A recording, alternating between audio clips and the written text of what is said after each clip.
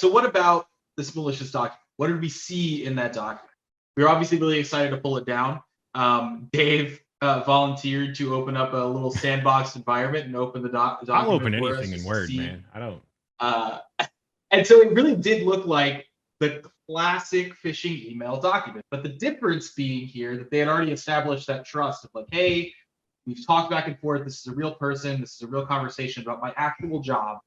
So that maybe got around some of that, maybe that uneasy feeling you might get seeing what you're about to see, which we can go to the next slide, which is just like if you've ever taken a phishing training, Right. it's just this classic document.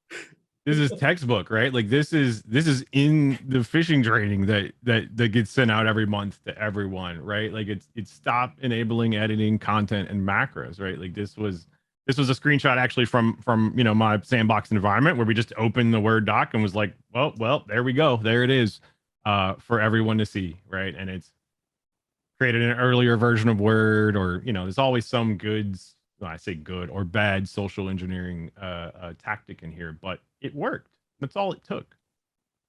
This floors me. Like it's an APT. Yeah. It's supposed to be advanced persistent threat. Such pomp and circumstance, and it's just like, please click to run my malware, please.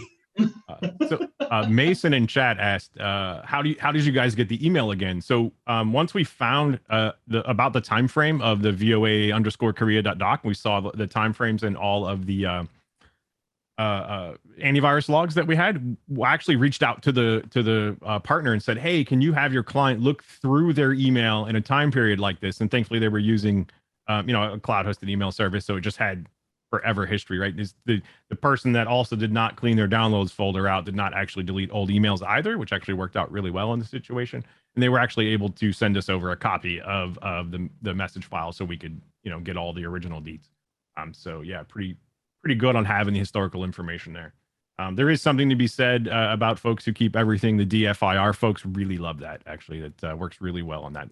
Blue team loves you for that. We appreciate it.